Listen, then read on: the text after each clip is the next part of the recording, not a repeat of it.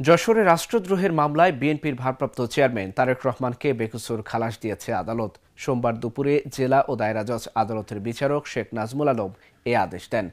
Public prosecutor ও জেলা বিএনপির সভাপতি অ্যাডভোকেট সৈয়দ সাবেরুল হক সাবু বলেন, যশোর জেলা আওয়ামী লীগের সাংগঠনিক সম্পাদক এস এম আফজাল হোসেন 2015 সালের 22 জানুয়ারি তারেক রহমানের বিরুদ্ধে রাষ্ট্রদ্রোহিতার মামলা করেন।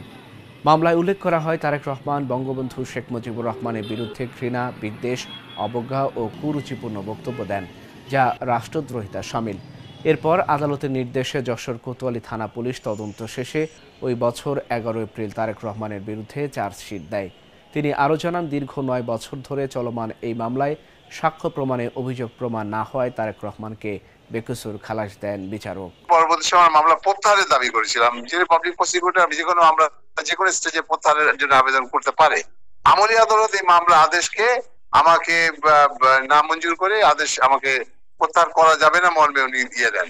তখন ওনার আদেশের বিরুদ্ধে আমি সংশ্লিষ্ট উচ্চ আদালত মানে আমাদের জেলা এবং জায়গা জজে আমি এই মামলাতে আমি রিভিশন মামলা দায়ের করি।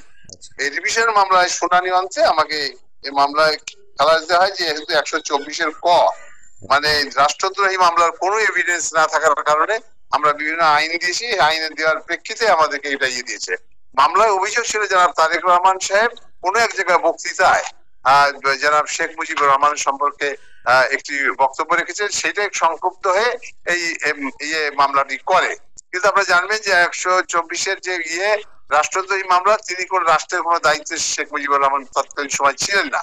সেই সমস্ত কারণেই এই মামলা শুনানি আনতে আজকে আমাদের 12টার সময় মামলার ইজলাসে বসে আমরা সেই আজকে রায়ের দিন ছিল, উনি আমাদেরকে খালাস দিয়েছেন তারেক রহমানকে মামলা থেকে, এবং যেখানে ওয়ারেন্ট ছিল যে সমস্ত ইয়েতে সেখানেও পাঠিয়ে দেওয়া হয়েছে এগুলো প্রত্যাহারের জন্য।